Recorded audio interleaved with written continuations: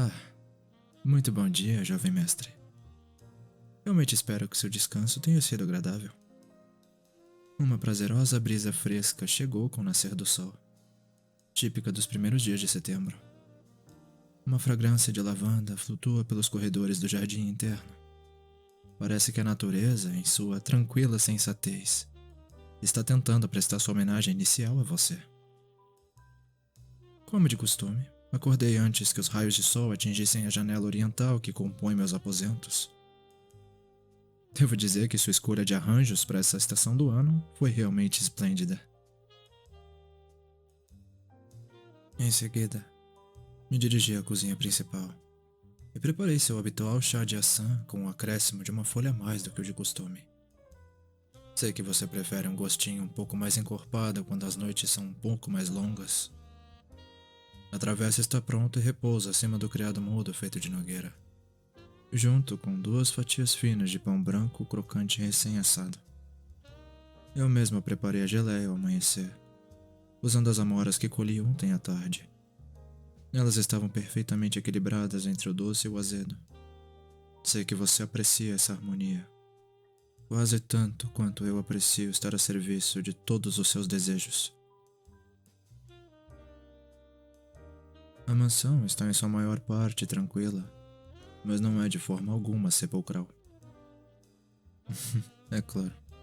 Sei que você se sente solitário quando não escuta o canto dos pássaros pela janela, o sopro do vento contra o seu rosto. Os jardins estão tão impecáveis, como convém uma propriedade do seu pedigree.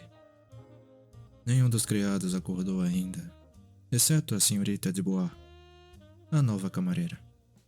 Uma jovem cheia de energia, embora um pouco exigente com os utensílios cortantes. Ontem eu a corrigi 3 vezes ao dobrar os guardanapos. Nada grave, é claro, mas você me conhece. Os detalhes, jovem mestre. Os detalhes sustentam todas as circunstâncias da vida.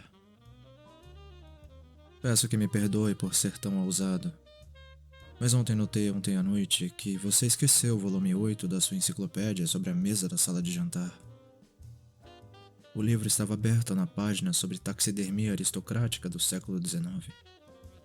Um tema bastante peculiar, sem dúvida. Bem, eu coloquei o exemplar de volta na estante, conforme tenho o hábito de fazer, alinhando-o perfeitamente entre os volumes 7 e 9, como deve ser. Pois afinal, reconheço a exigência da preservação da organização em cada pequeno fator que envolve essa vasta propriedade. Tudo está como você deixou. O relógio no corredor ainda marca exatamente 6:12 da manhã. Não corrigi os ponteiros. E a propósito, jovem mestre, acredito que você chegou bem tarde nessa madrugada, não foi? Sim, eu me lembro claramente. Seus passos ecoaram pelo saguão de mármore pouco antes das 3 horas da manhã. Eles não eram firmes, ao contrário do habitual, mas estavam vacilantes. Cada passo parecia impor uma resistência silenciosa sobre o seu corpo. Meu mestre, não me entenda mal. Ainda havia dignidade em sua postura. Mesmo sob o efeito de álcool, você mantém uma imagem que poucos conseguiriam sustentar. Eu estava próximo à entrada, atento, já que sei tudo o que devo saber sobre você. O quão carregadas podem ser essas suas festividades noturnas. Sei que você as detesta. Acabei percebendo um forte aroma de vinho em suas vestimentas. Um cabernet envelhecido, suponho, com algumas notas de especiarias. É um aroma agradável em sua essência, mas também deveras contrastante. Lhe ofereci o meu braço, o qual você segurou com firmeza. Acabei agarrando seu braço direito, não com muita força, mas o suficiente para impedir que você perdesse o equilíbrio. Seus dedos estavam bem frios, contrastando com o calor que subia da sua pele avermelhada pelo álcool. Levá-la para os seus aposentos foi uma honra, como sempre é. Me permita ser bem minucioso, jovem mestre, para que você me entenda. Precisei remover seus sapatos de couro, que haviam sido engraxados no início da tarde, e os deixei descansando na prateleira ao lado da porta da frente. Eles estavam levemente manchados com um pouco de poeira, talvez da estrada que leva à sua universidade. Eu os limpei ali mesmo, com um joelho apoiado no chão, antes de acompanhá-lo até seu quarto. Seu casaco estava amassado, talvez por causa das danças ou dos abraços dos seus colegas. Ele foi cuidadosamente colocado no encosto da poltrona.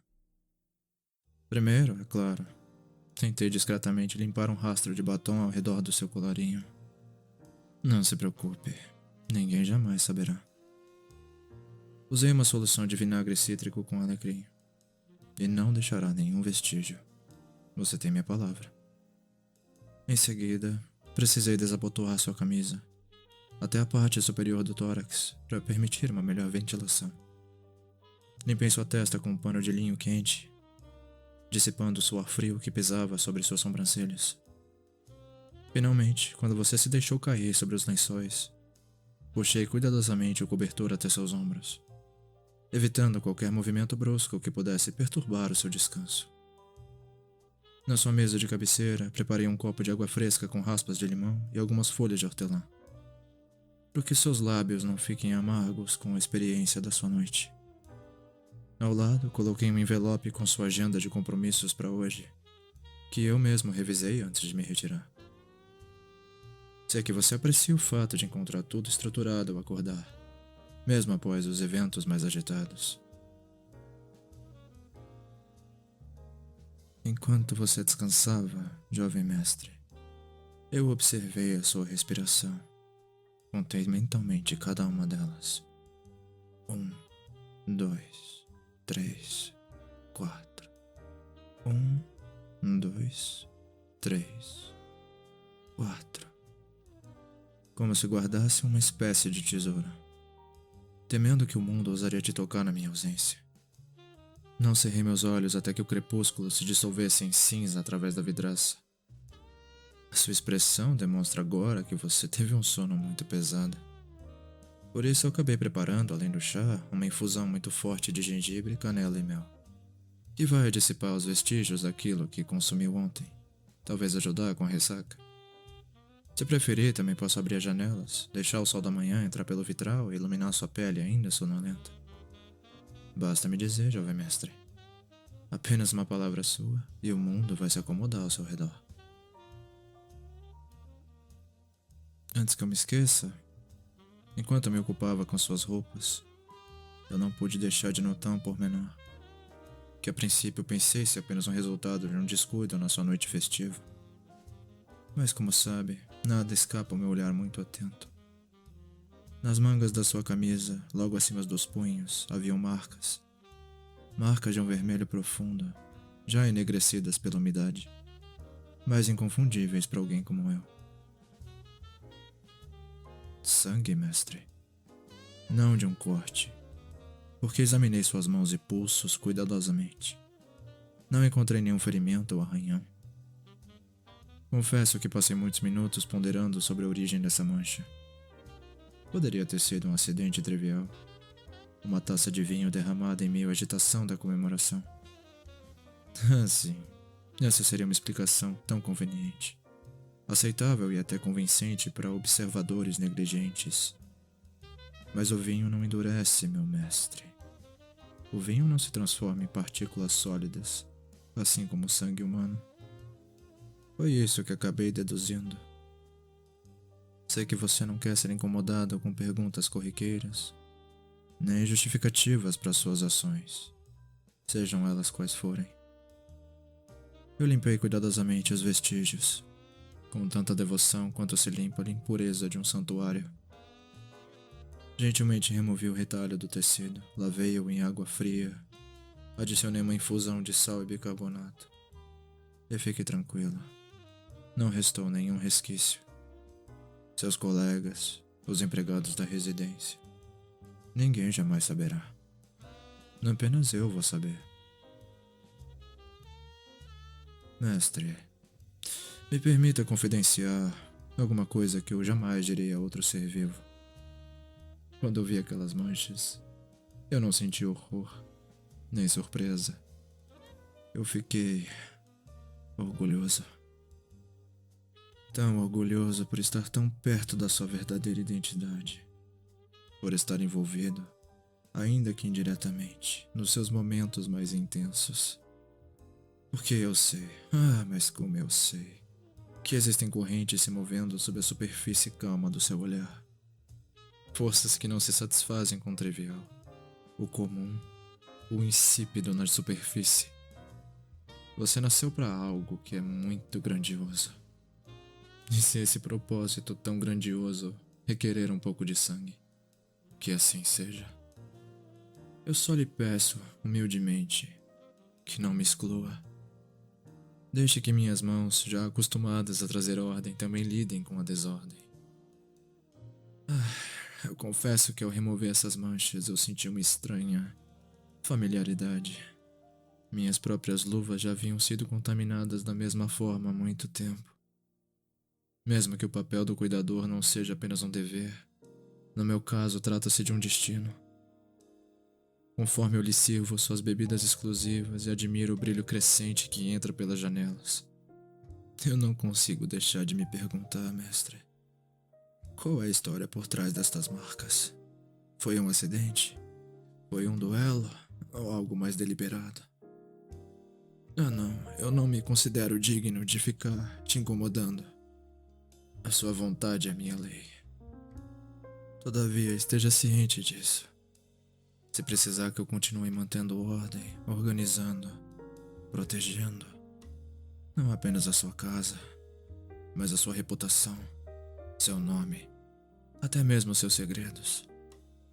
Não hesite mais. Pode confiar em mim. Jovem mestre, me deixa revelar a você um segredo da minha própria devoção. Antes mesmo dos seus olhos se abrirem essa manhã, eu já havia reconstituído cada passo da sua jornada noturna. Não estou falando apenas do trajeto literal que você percorreu para voltar à mansão. Estou falando do itinerário propriamente dito. O que está se desenrolando no interior da mente de quem carrega o delicado fardo de dispor da vida alheia. Eu olhei para sua camisa. As marcas nos punhos, a gola, o estado dos sapatos, a poeira acumulada no couro. Examinei a cadência da sua respiração enquanto dormia. O leve tremor nos seus dedos, o aroma entrelaçado de vinho, suor e medo. E peça por peça, como alguém remontando um mosaico, reconstruir toda a sua noite. Eu vejo você, meu mestre, parado na minha frente agora. Os salões luminosos da sua universidade, o riso artificial dos seus colegas de classe, os copos tilintando em um brinde falso. Mas a sua atenção não estava em nenhum deles. Seus olhos estavam procurando alguma coisa, alguém mais insubstancial, alguém que por descuido cruzou seu olhar com o seu. Eu sei que você se aproximou com calma, sem a pressa de predadores vulgares, mas com a elegância que lhe é própria. Palavras gentis, um sorriso calculado, a promessa silenciosa de uma aventura passageira. Então, discretamente, você levou sua presa para longe da multidão, para um corredor mal iluminado, talvez um pátio lateral, onde o barulho da música não conseguia abafar completamente a respiração acelerada da sua vítima. Houve alguma resistência? Mas é claro que houve. Pequena, mínima. Eu pude deduzir pela desordem dos seus punhos e pelo discreto arranhão na sua lapela. Mas nenhuma resistência é páreo para sua vontade, meu jovem mestre. Você exerce poder sobre a vida dos outros não com sua força bruta, mas com a certeza que você nutre dentro de você. Na certeza de ser avassalador, de ser inevitável. E quando o momento chegou, eu posso ver o brilho nos seus olhos. Um instante em que a vida se esvaiu, quando o corpo à sua frente deixou de ser alguém e se tornou apenas um objeto. Um objeto sem mais capacidade, reduzido ao que você decidiu que ele seria. São em momentos como esse que eu posso sentir que você está em sua plenitude. O verdadeiro rei coroado não por ouro, mas pela calma absoluta de um último suspiro. Provavelmente logo após o ato, vieram seus gestos práticos, quase mecânicos. As mãos firmes, o cuidado para não se sujar muito. No entanto, algumas gotas traíram seu controle. Escorreram pelo tecido leve da sua manga. E foi isso, mestre, que me permitiu vislumbrar seu caminho. Você pegou a rua lateral, evitando o fluxo principal de carros e estudantes que passavam. Embora seus sapatos estivessem limpos, eles carregavam a poeira do pavimento. E acabaram denunciando a rota mais longa, mas também muito mais discreta. Também notei como sua respiração estava um pouco mais pesada quando você chegou. Não por causa da bebida, mas por causa da excitação. Eu posso supor que a adrenalina ainda corria nas suas veias, e cada batida do seu coração era audível para mim, mesmo no silêncio da madrugada. Jovem mestre, entenda. Não estou dizendo isso para condenar você ou para obter uma confissão sua. Eu digo isso porque eu preciso que você saiba que eu sei. E mais do que saber, eu quero entender. Eu posso compreender porque você precisa dessa sensação de domínio. Essa sensação que transcende o que é comum. Entendo porque uma vida em suas mãos não é apenas um ato de violência, mas uma afirmação da sua grandeza. E para ser sincero, eu sinto inveja. Não no sentido vulgar, mas no sentido profundo, de admiração. Como quando alguém contempla uma obra-prima e gostaria de ter sido o autor. Talvez eu nunca tenha o privilégio de manchar minhas luvas com o mesmo vermelho que manchou suas mangas. Talvez o meu único destino seja apenas cuidar do que é necessário, organizar e ocultar.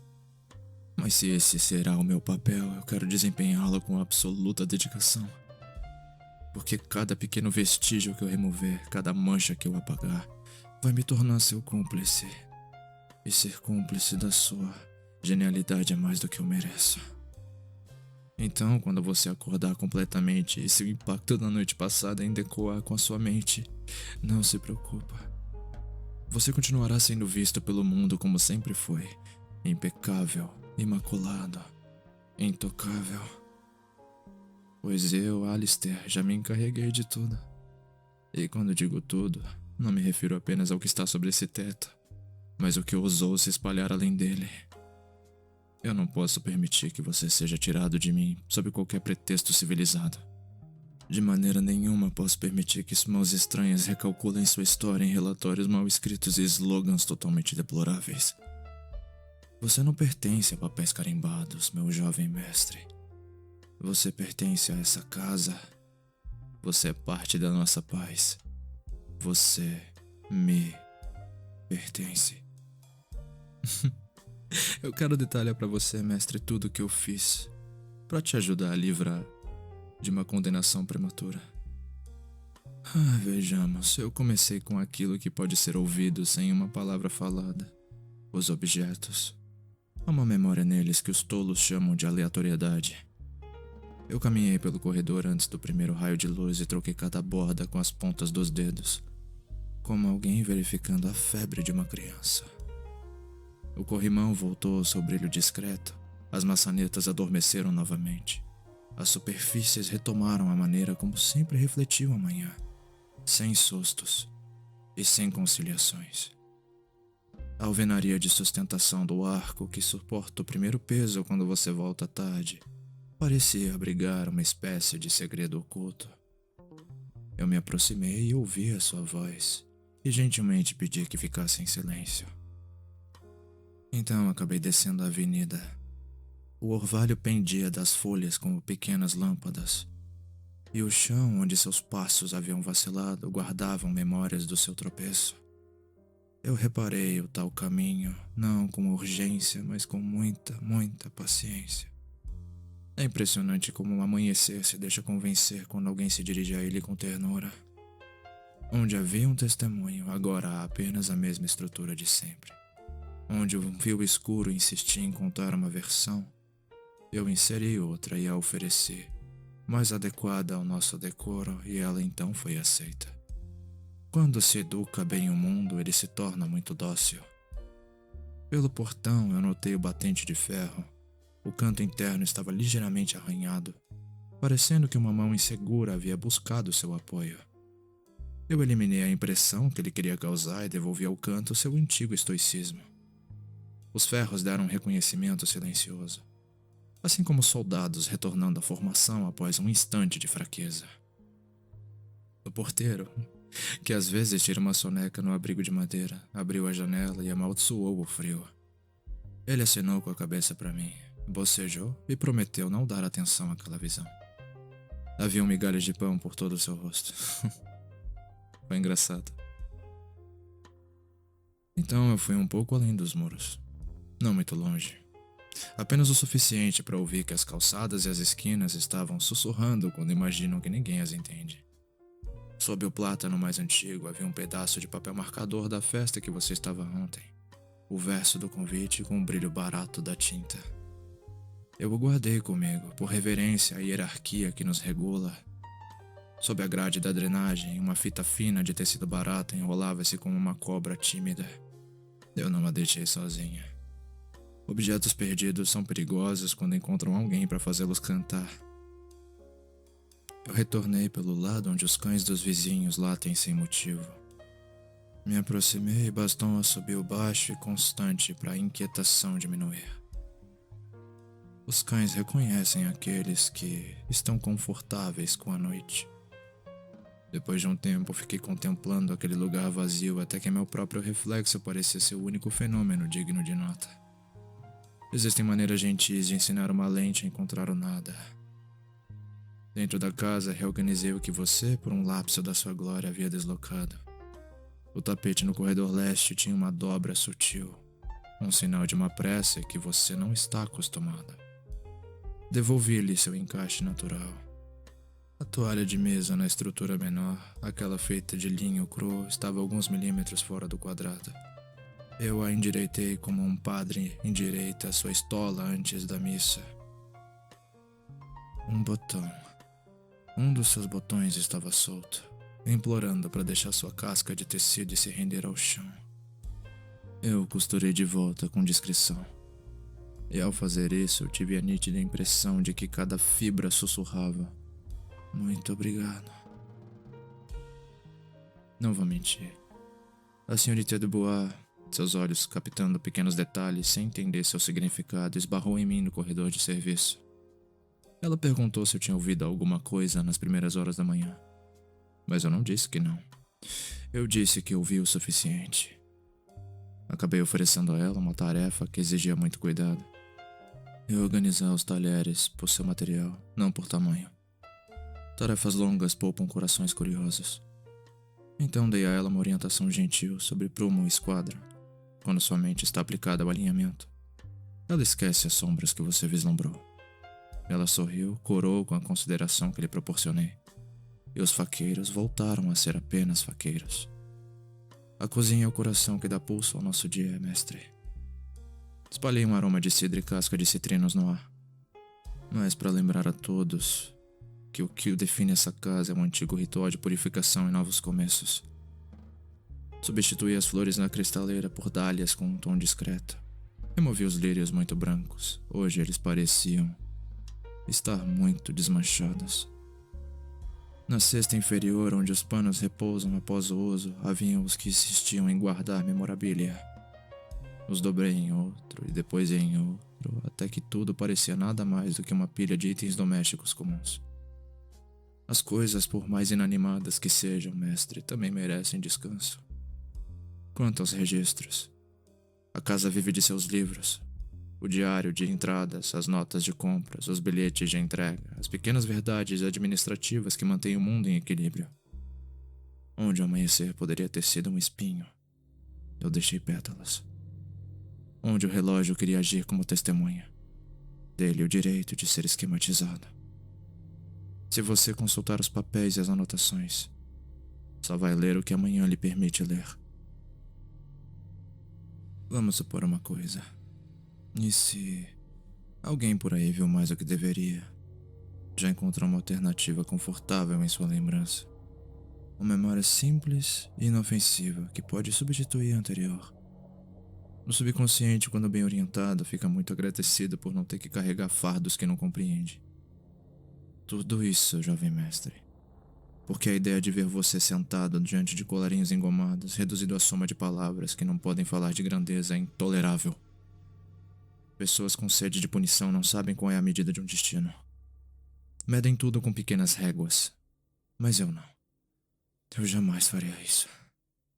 Você não pode ser medido por uma métrica. É por isso que onde estava um cadáver eu deixei uma concepção. Onde existe uma pergunta, deixarei minha pequena prática. Onde existiria um traço, deixaria a coreografia que experimento dentro dessas paredes e fora delas. O mundo entra nessa residência como sempre entrou. Através dos olhos, através do alimento que devoramos, através de luz de velas. Qualquer outro itinerário que tentar atravessar os nossos corredores será gentilmente convidado a se dispersar. Permita-me dizer-lhe sem pudor, também existe um design para um futuro próximo. Uma sequência de atos que se repetirão sob o mesmo manto da normalidade até que todos, mesmo os mais atentos, voltem a um sono sem sonhos.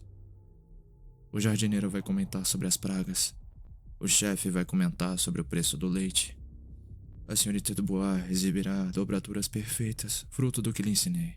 Receberá elogios que a farão esquecer de fazer perguntas. E eu, com o mesmo ritmo de sempre, passarei de sala em sala como se nada tivesse acontecido. Quando, na verdade, tudo aconteceu exatamente como deveria. Se apesar de tudo algo insistir em incomodar você, mestre, um boato, um sussurro, um olhar que se prolonga demais, permita-me ser a mão que o remove. Você nem precisará se explicar. Minha vigilância jamais cessará. Vai se prolongar pelas manhãs, pelas noites, pelas insônias alheias e, quando necessário, oferecerá a elas uma história mais confortável para que possam adormecer. Algumas pessoas chamam isso de manipulação. Eu chamo isso de zelo. E se ainda houver dúvidas sobre a minha fidelidade, mestre, me deixe ser explícito. Qualquer um que ousar ameaçar você, eu não apenas os confrontarei, eu irei os aniquilar completamente. Não restará carne, nem sombra, nem mesmo uma memória. Será como se nunca tivessem nascido. Como se o mundo tivesse respirado em vão durante o tempo em que lhes concedeu existência. Eu prometo a você. Se amanhã um vizinho olhar para você com desconfiança, se um colega de faculdade ousar mencionar seu nome no tom errado, se um empregado murmurar secretamente o que não deveria, nenhum deles verá o anoitecer. Não porque os punirei. A punição ainda é uma recordação. Não. Eu vou subtraí-los por completo. Seus retratos se assemelharão a estranhos. Suas vozes se tornarão ruídos indistintos. Seus nomes não terão impacto nem mesmo nos livros que deveriam preservá-los. Até mesmo os sonhos daqueles que os conheceram se recusarão a lembrá-los. E eu estarei lá, silenciosamente, enxugando os últimos vestígios do esquecimento. Não pense que estou falando por arrogância, mestre. Eu estou falando por necessidade, uma necessidade doentia. Porque desde os meus 15 anos, quando sua linhagem me acolheu e eu, um órfão expulso por 2 canalhas que ousavam se chamar meus pais, encontrei nas paredes dessa casa o primeiro teto que não me rejeitou. Desde aquele dia, mestre, meu sangue pertence a você. Eu lembro claramente. A rua estava fria, as pedras úmidas e meu estômago não recebia nenhum alimento há mais de 5 dias. E eu estava pronto para me tornar tão indigente quanto qualquer um. Mas então o carro parou, e dele saiu um homem da sua linhagem, de aparência severa, mas não cruel. Provavelmente seu pai. E ele me ofereceu um emprego. Não por piedade, mas por uma vocação. Um propósito de vida. Desde então, tudo o que sou é criação dessa família. Eu não devo nada pro mundo, mas eu devo tudo a você. Portanto, se eu tiver que me tornar um monstro, eu me tornarei. Um que se arrasta sob o assoalho, que respira nos corredores escuros, que distorce a realidade a favor do seu mestre. Se você desejar, eu me tornarei as garras, me tornarei as presas, me tornarei até o veneno. Mas se você preferir, eu serei a quietude absoluta. Um vazio que vai devorar tudo ao seu redor até que apenas você permaneça intacto. Mestre, eu preciso confessar algo que eu nunca contei pra ninguém. Às vezes, quando eu olho pra você, eu sinto que a humanidade não passa de uma peça emprestada que foi colocada em mim apenas para que eu possa te servir com uma aparência aceitável. No fundo, eu acredito que não sou um ser humano. Eu sou apenas um instrumento, uma extensão da sua vontade. E se amanhã sua vontade for de sangue, eu vou ser o fio da sua foice. Se for ordem, eu serei a disciplina que o envolve nos braços. Se for destruição, eu serei a inexistência que permanece após a ruína. Essas outras pessoas, essas dúzias débeis que ousam cortar seu caminho, acreditam que a morte é o fim. Como são pobres em sua compreensão. O verdadeiro fim é o de nunca ter sequer existido. É ser engolido por um abismo tão vasto que até mesmo os registros negam a lembrança. Isso, mestre, é o que eu lhe ofereço. Não apenas a minha devoção, mas a capacidade de transformar seus inimigos em nada. Quando você olhar para mim, não vai ver apenas um mordomo. Você vai ver uma figura que foi moldada pelo abandono, endurecida por ter sido deixada à deriva e que agora cresceu para se tornar o guardião absoluto da sua grandeza. Eu não temo os olhos dos curiosos, nem os dedos dos inquisidores, nem as balanças dos juízes. Todos eles são frágeis, sustentados por papéis, tinta e superstição. Eu e você somos muito mais sólidos, mais tradicionais. Nós abraçamos a muralha que engole os ecos. E mestre, me permita te afirmar sem reservas. Se você ordenar, eu não hesitarei em cruzar qualquer fronteira. Porque você me ofereceu um lar quando eu não era nada além de pó. Você me ofereceu um nome quando o meu era motivo de vergonha. Você me ofereceu um destino quando tudo que o mundo queria era o meu desaparecimento. Portanto, ninguém deve se atrever a levantar a voz contra você. Porque se ousarem, eu extinguirei suas essências, até que nem mesmo Deus se lembre de que elas existiram.